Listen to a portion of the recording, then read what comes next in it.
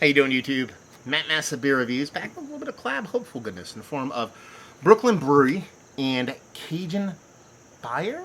Yeah, this is Seed, Stalk, and Root. This is a Fiona Grain and Molasses Dark Lager. Yeah, how about that? This comes via a barrel and flow fest, which happened in the beginning of August. August, right?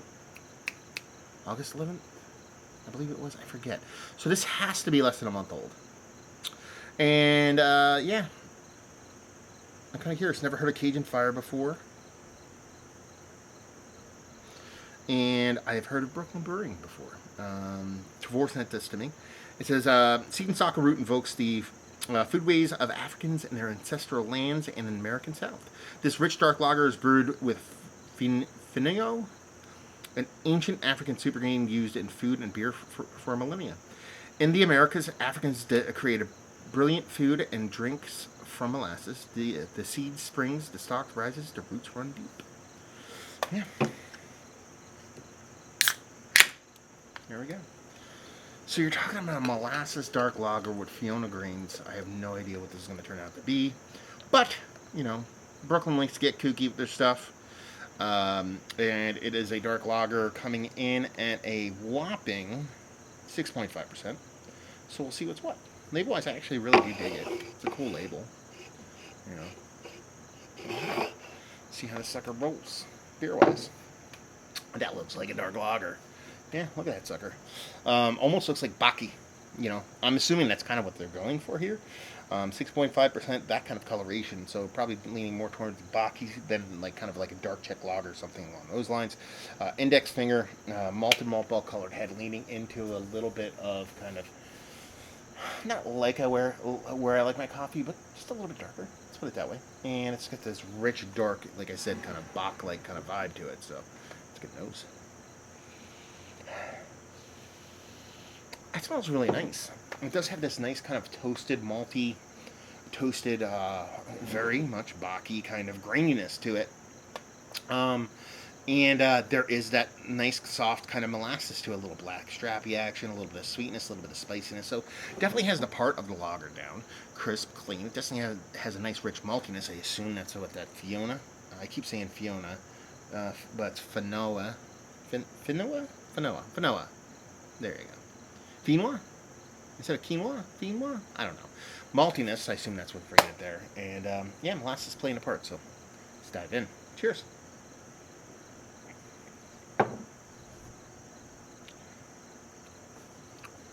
Ooh.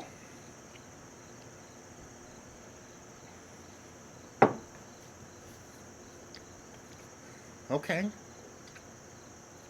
There's some kind of like, not even effervescent, like minty, like eucalyptusy kind of thing going on here. Like a minty, I don't know if that's the grain or the type of molasses they use, but there's, what drinks to me more like a like slight aromatic mintiness, not necessarily tasting like mint, but kind of like that, not Ricola, like Vixie kind of like, kind of release thing when you take one of those cough drops. It kind of has that kind of thing going on with it, which is really, really cool.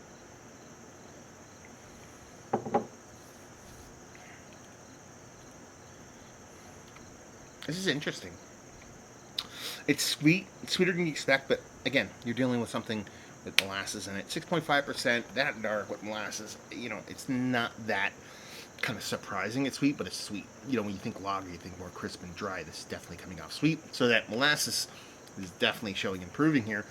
These grains must be rich, dark grains. I mean, they have to be with how dark this beer and how this beer is coming off. It does come off like a Bach, but it has that little minty thing in combination with that kind of molasses thing going on that kind of separates it from being a Bach. Bach's such a traditional kind of OG style.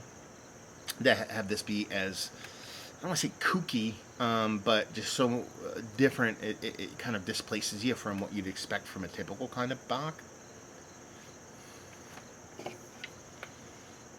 I like this.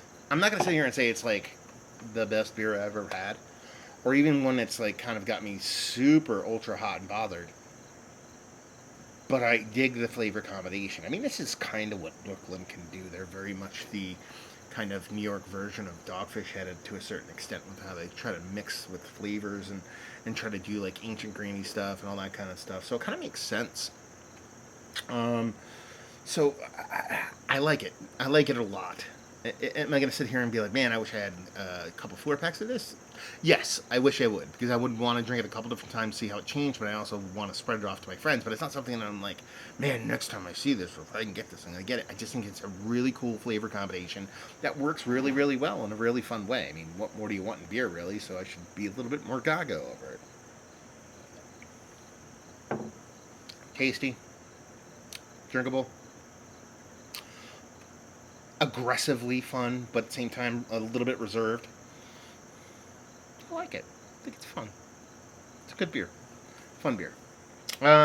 Is it one of the better dark lagers I've had as of late? Yeah, we'll put it in a conversation. Is it one of the more interesting beers that I've had as of late? That it gets towards the top, if not Mount Rushmore status.